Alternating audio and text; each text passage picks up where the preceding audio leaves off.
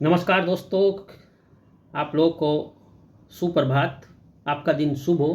आप कैसे हैं? उम्मीद करता हूं कि आप लोग बहुत अच्छे होंगे और भारतीय इतिहास का पूरा आनंद ले रहे होंगे।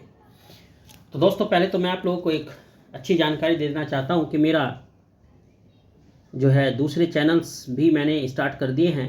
जैसे प्राचीन भारत का इतिहास, मध्यकालीन भारत का इतिहास तो आप लोग देख ही रहे हैं, आप लोग का बड़ा सहयोग मिल रहा है। और तीसरा, मेरा अलग से एक चैनल मैंने बनाया है ताकि आप लोग को डिटेल्स में हर चीज़ मिल सके। उसका नाम है आधुनिक भारत। तो मैं लिंक आपको सेंड कर दूंगा डिस्क्रिप्शन में। मेरे सामान्य अध्ययन के चैनल को भी आप देख सकते हैं। तो इस तरीके से आपको तीनों इतिहास की पूरी भरपूर जानकारी मिलेगी और पूरा आप लोगों को सहयोग मिलेगा। और मैं आप लोगों के प्यार और आशीर्वाद की कामना आप लोगों से करता हूँ।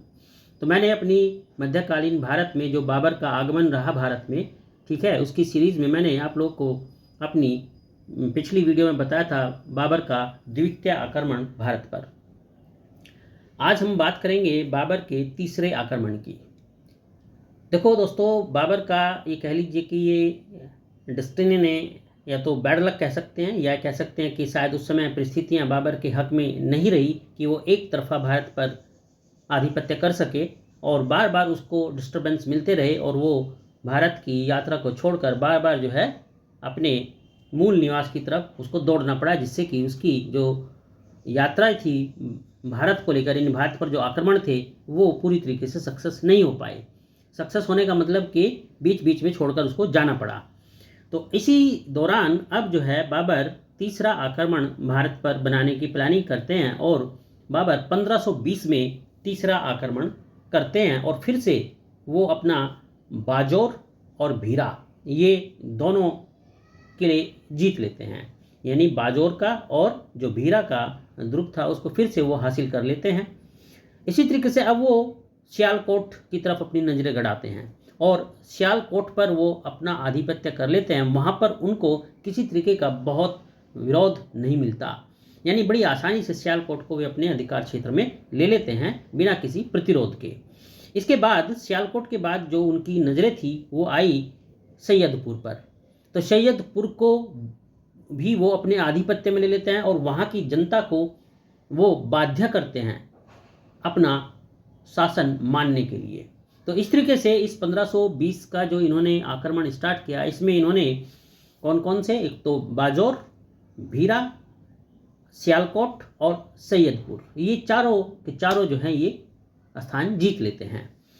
अब इसी बीच फिर से बाबर की जो तकदीर है उसमें क्योंकि डिस्टरबेंस लिखा था, फिर से एक बार डिस्टरबेंस होता है। अब उन्हें इस बीच पता चलता है कि शाहबेग अरगुन, ठीक है, शाहबेग अरगुन वो वहाँ पर अशांति फैला देते हैं। अब बाबर फिर से डिस्टर्ब हो जाते हैं और बाबर का ध्यान फिर से जो है कंधार की तरफ मुड़ जाता है। तो इस बीच बाबर फिर से अपनी ये जर्नी छोड़कर जो है कंधार की तरफ अपना प्रस्थान करते हैं।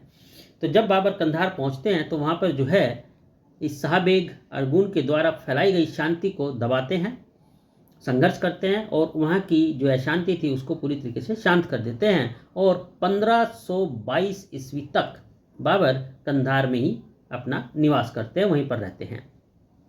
जब वो देखते हैं कि अब कंधार पूरी तरीके से शांत हो गया 1522 में, तो वहाँ की जो सत्ता थी वो अब अपने पुत्र कामरान को सौंप देते हैं। अब इतना करने के बाद वो मानसिक रूप से फ्री फील करते हैं और फिर से जो है भारत की तरफ वो अपनी नज़रें घुमाते हैं।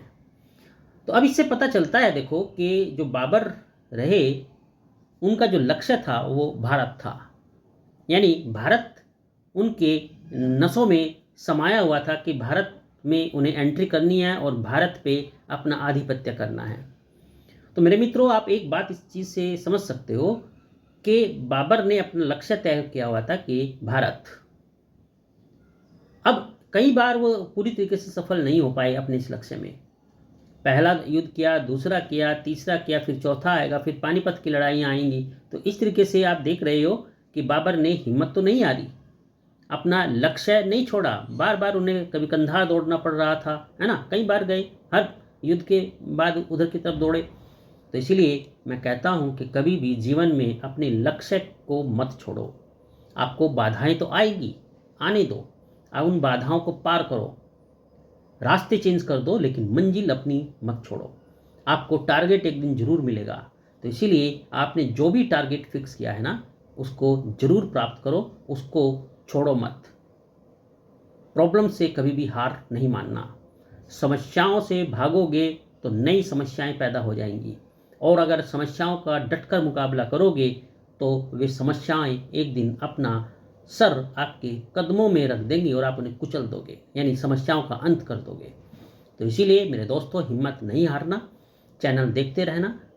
मेरे बाकी के चैनल्स से भी आप जुड़ जाओ, उसमें भी अब आप लोग को डेली प्राचीन भारत और आधुनिक भारत में वीडियोस मिलते रहेंगे। हमने स्टार्ट किया है, धीरे धीरे आप लोगों के सहयोग से ग्रो होगा, और आप लोग का प्यार मिला तो बहुत अच्छा आप लोगों को नॉलेज उससे मिलेगी। सामान्य अध्ययन का चैनल भी आप लोग सब्सक्राइब कर सकते हो। तो चलिए, अगली वीडियो में मैं आप लोगों को बाबर के अगले आक्रमण की बात करूंगा। तब तक आपका दिन शुभ हो। धन्यवाद।